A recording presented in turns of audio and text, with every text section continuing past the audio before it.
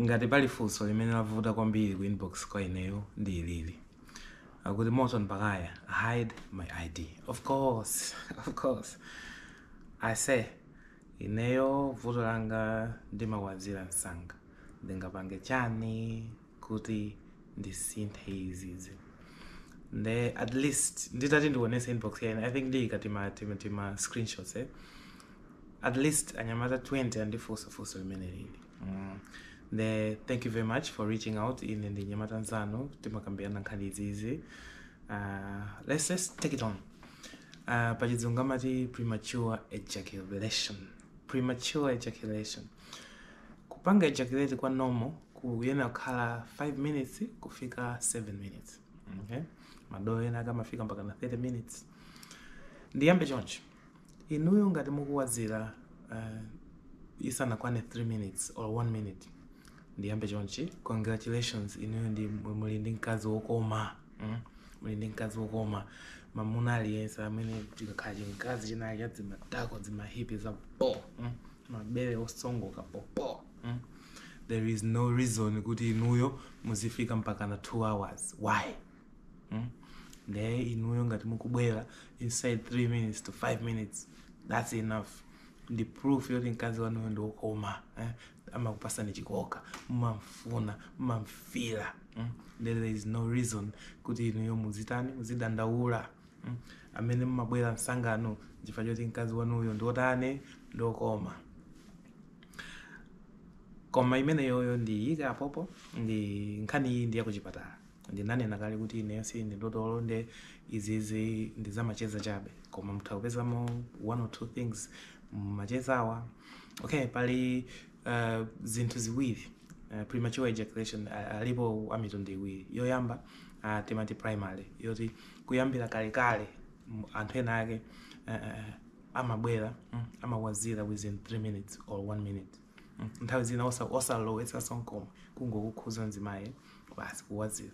Zinthu izizi sizimasintha mpaka na kale.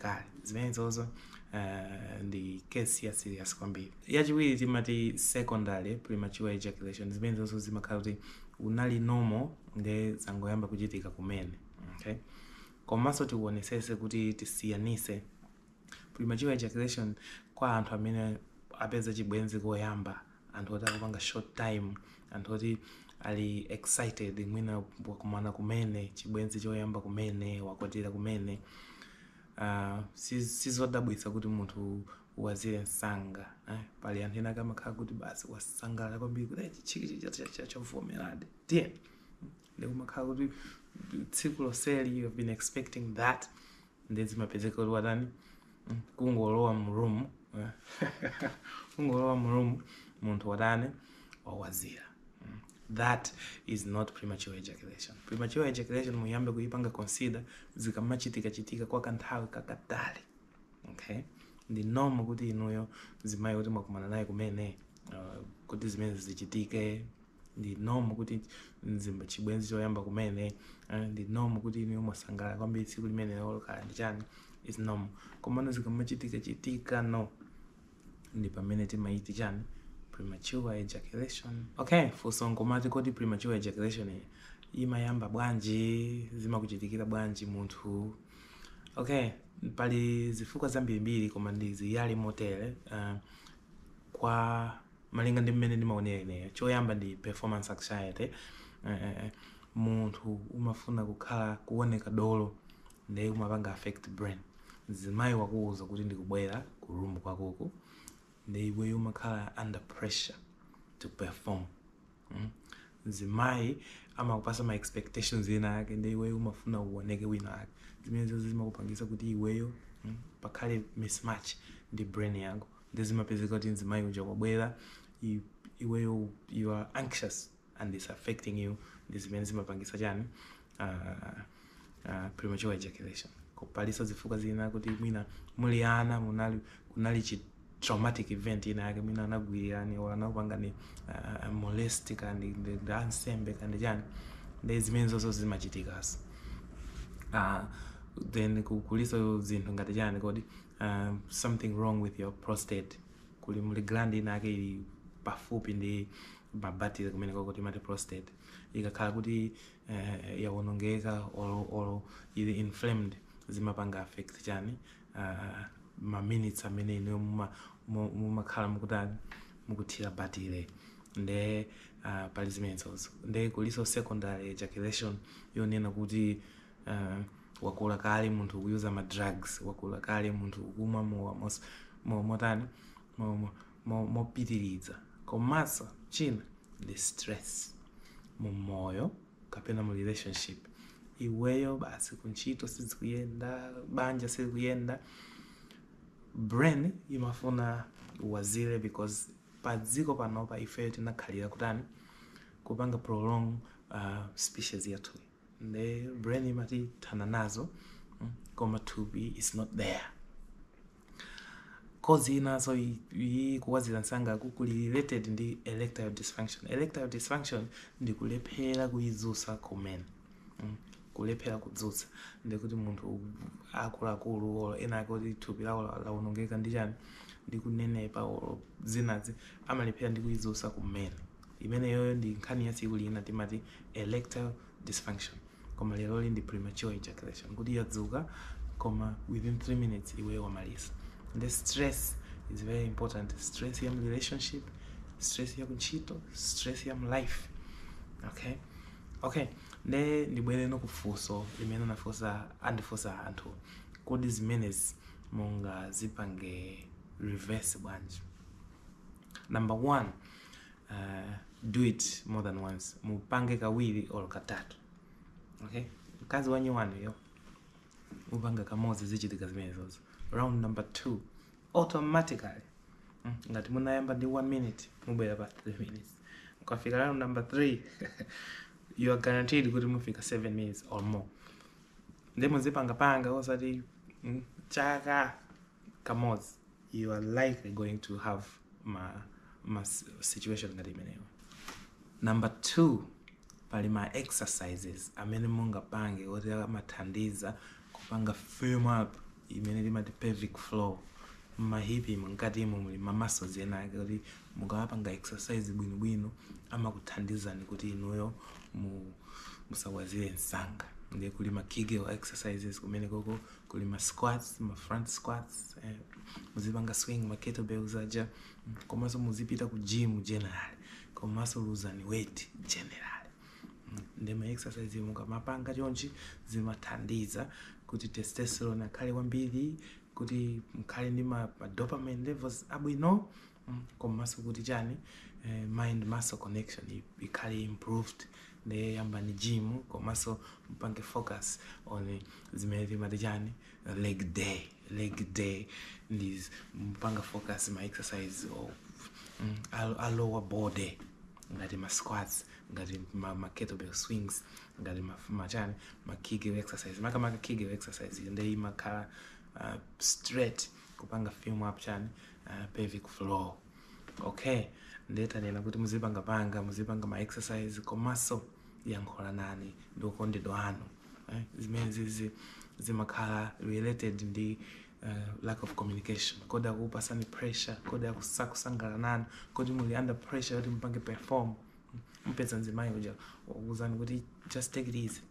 Okay, the communication ndiyo funikira so kwambiri. Chimene mungapange china ndi kuvala condom imapanga reduce sensitivity. Ena mpaka mavala makondom awiri, koma remember kuti mukavala makondom awiri it's easy kuti condom ijaizani iphulike. They be careful there. Koma if you put on a condom you reduce sensitivity ya kumene koko. Okay, number 3, number 4, kulisoma exercises ena timati ma stop start. Okay, ndi mapanga sex ndi okondedana.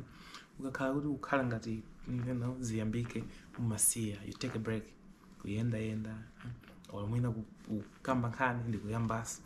That way you train kuti muzolowere. Ndi imene timati start stop. Okay, so technique ndi destructive thinking. Nthawi imene mukupanga chigololo, nthawi imene mukupanga sex ndi okondedana, maganizo mwanu musamakhale kuti ndachipeza asamene ichi kineni machifuna nthawi yonse. Ganizani zina Ubongo wanu uzikhala kwina osati pamene pa kuyang'ana basi wow. Izi sizikhulupirira zimene zimakupangisa kuti within 1 minute mkhale kuti mwathana nazo. Think about something else. Kulowesa pajenda umaganiza kuti mavuto akuchetse kuja tingathese bwanji. Ku Manchester United kuja tingathese bwanji tigulise Antony amene uja timthamangitse chako Rashford uja tizimpasa bench. Umpezeka kuti that way brain yanu si pamene kutubiri bati pamene it helps. Okay, so there it is, destructive thoughts. Kuliso zakuchipatala kuli ma delay ma inhibitors makrimu ena kwa mapaka kusogolo kwa timati glands mapaka kumene kujaku imachepesa sensitivity ndi mapaka 30 minutes to 1 hour before sex. Koma remember musanayambe chape bwino chifukwa choti itakupanga so reduce sensitivity ya nzimayo nde pali makrimu amene oti mutakumapaka. Koma monga nyamata nzanu achinyamatafe musamatengeke kwambiri ti zopanga fix zinthu ndi mankhwala mudakaleana kuli ma options ambirimbiri osamathamangira mankhwala. Koma kuli mankhwala ndithu amene onena kuti munthu utakupaka olo kuli ma injection ozi amachepesa sensitivity. Paliso ma solutions ena oti amagwira koma ineyo sindimapanga recommend and ena amanena kuti mwanibawa before sex. Mowa umapanga umachedwesa munthu kuti umalize. Koma zimene zozo zingokuonongera ndithupi ndi kuti mupanga create dependency mutakuyambasa kukhala ndi mavuto ena kuchokera ku mowawo. Imene yoti yikapo antena amati utani upange masturbate ubunyule masana mzimayi akubwera madzulo iwe masana pano kubunyula. Ati zili ngati solution jadina nena zoti muzipanga ngati round 2 umakhala kuti munthu umachedwa pang'ono. Koma imene yoyo is not given. Sensitivity ndi sensitivity. Munthu ukamapanga wekha ndi dzanja ndi mzimayi zimasiyana kwambiri. Amene mzimayi uja akabwera zoti ka munapanga kale masana zimatha kutani out the window. Nde solution imene yoyo sindingayipanga recommend kwambiri. Koma ena amapanga zimene zozo zoti you masturbate before sex kuti you should last longer in there. Koma pomaliza pake tiziwe zoti chigololo nkhani yake ndi chani ndikupanga ana. Komanso pakhale connection ndi okondedwa anu musakhale ndi pressure kwambiri.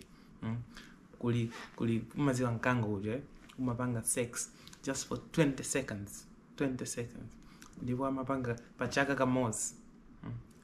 The aim ya sex ndi kuti anthu fe tibalane tipite pasogolo as a species. Ndipo samazitengera kwambiri kaya ndi 1 minute iniyo mwathana nazo mamuvulisa mamuonera. You after all kwa mamuna as long as wapanga ejaculate they go. Komano it's unfair kwa nzima hiyo nde kumafunika no kupanga reconsider anthu ena chifukwa choti kwa mamuna ngati iweyo ejaculation imatenga 5 minutes to 7 minutes azimayi ena kamafunika nthawi. Komanso pali ma tips ena kuti iweyo monga mamuna uyambe mpanga zimayiyo kuti abwere to meet you halfway. Ndi kumafunika no ma techniques ngati chani oral sex foreplay kuti nzimayi uja sensitivity yake ibwere hapa. Then you eat her out, you perform oral sex amakhala to she's almost coming, then you go in. Ndikuti iweyo uyikamo 5 minutes ndika oral sex kaja ndikupezeka kuti yose bo at least you go home satisfied, the two of you. Ne nkhani imene yoyo ada amene anandipanga message nkhani yake ndi imene yoyo. Ngati inu muli ana, ngati inu muli ndi chibwenzi cha nyiwane, ngati inu zimenezi sizimachitika mulibe vuto, muli ndi vuto ngati inu zimapangika izizi kuyambira kale komanso sizikusintha. Okay, mungasinthe bwanji pali zinthu zambiri zimene ndanena kale. Ndini Bright Mhango nyamata ndine Morton Baghaya, ndimapanga mavideo ambiri wocheza ndi anyamata intimately like this. Sindimapanga ndalama, sindimafuna ndikuguliseni kanthu, sindifuna ndikunamizeni, sindifuna muzifira guilty monga kuchalichi, sindifuna ndikuopsezeni monga enawa. They subscribe to my channel. I drop bangers like this once intermittently. So that was it. That was it. Cheers.